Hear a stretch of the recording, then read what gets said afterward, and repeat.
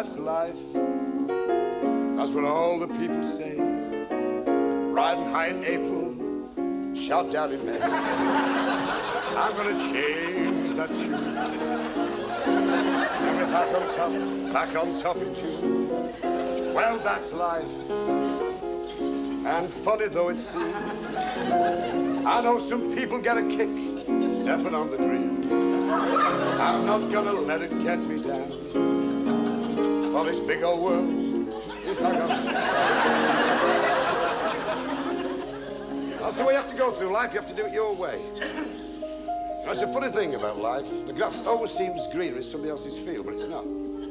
There are still some people who think that show business is all excitement and big money. Well, the only excitement I've ever experienced was the night that somebody rubbed algapan in a stripper's G-string.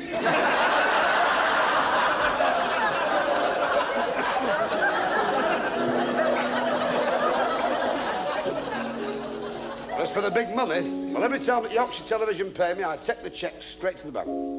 I have to do, it's too small to go on its own. We all have money problems. I want to see my bank manager last week. He hopped into his office, he had to do, I was kissing his feet at the time. I said, how's my account stand? He said, I'll toss you for it. We sat down in his office, he said, before I can discuss a monetary loan, he said, I must ask you, have you got collateral? I said, no, it's the way my legs are crossed.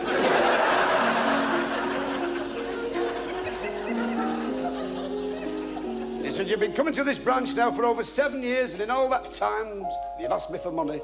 You've never noticed I've got a glass eye. I said, it's your left one. He said, how do you know? I said, it's the only one with a spark of humanity in it.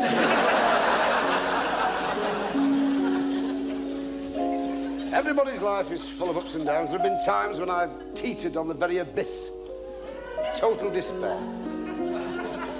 Times when it seemed that the gods had cast the dice of fate against me.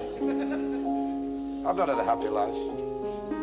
My childhood was a singularly unhappy one. The trouble was my mother was short-sighted, and she would persist in keep putting talcum powder on my face.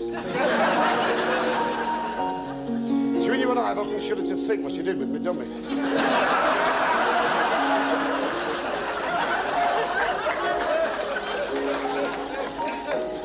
She used to look at me and say, I don't know what to make of our son.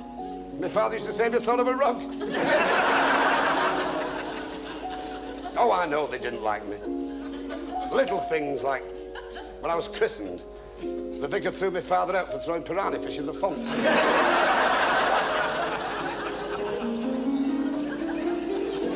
We lived in a tough district. It was so tough I got mugged one night by a nun.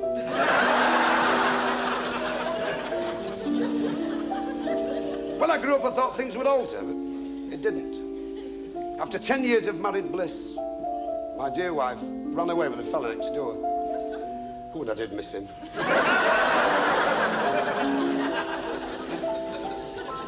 Of course, it was a marriage that was doomed from the start. I met the wife in a travel agency. She was looking for a holiday, and I was the last resort. She was hell of a size. She was so fat when she walked down the aisle on her wedding day in white, everybody thought they were towing a sight screen to Lord's. She was so fat when she bent down in Liverpool, they had an eclipse in Bournemouth. She never wore corsets, she used baling wire.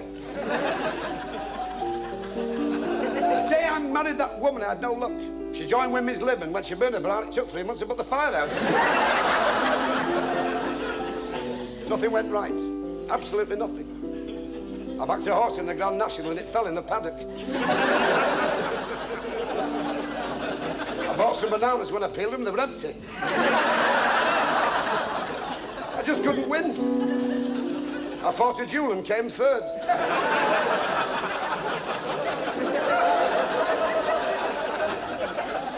And I was offered a big part in a revival of the musical The King and I with Dame Flora Robson. They had to cancel it, she wouldn't have her head shaved.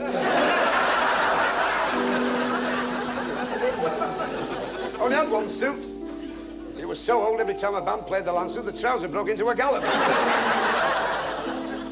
And then when all seemed lost, from the gin-soaked lips of a pockmarked Lascar, he was counting his legs in the bath, came the words that set me on the right course. Go ye to Tibet and seek out the old wise one. I got a job on a ship as a carpenter. The first time I'd been in the chips for years. Off we sailed on a perilous journey. What a voyage. It was scurvy, mutiny, disease, but eventually we reached Knutsford. 3 years later, we docked at Kowloon, and I trekked across the hinterland of China in my saffron robes and my begging bowl. Had a Woolworths over there, and they're quite cheap. Stamps as well, which is handy. What a journey, what a voyage, what a perilous trek. As I began to climb the Himalayas, the wind tugged at my clothing. Ice particles foamed on my eyelids. And near the Indian border, I got frostbite up the Khyber. And yet, as I rounded the scree, there on a cold, damp ledge sat the old wise one. The swirling snow throwing in bold relief the monastery. His cowled features were hidden, but his hands were like withered leaves. I said, "O wise one, I who have travelled far, what is the secret of life?" And his voice was hoarse, like 1,000 winds broken on rocks. "My son," he said, "I have sat on this cold, damp ledge for 100 years. I said, "What have you got from it, O wise one?" He said, "I have got peace, tranquility." I said, "Wisdom?" He said, "No, pile." I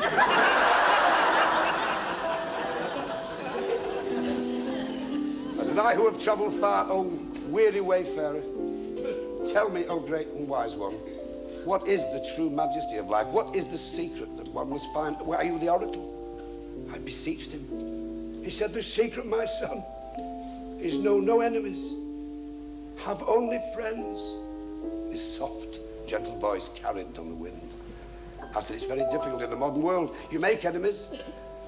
How did you avoid it?" He said, "I have lived for 200 years, and I have no enemies." I said, "How did you manage that?" He said, "I shot the bloody lot."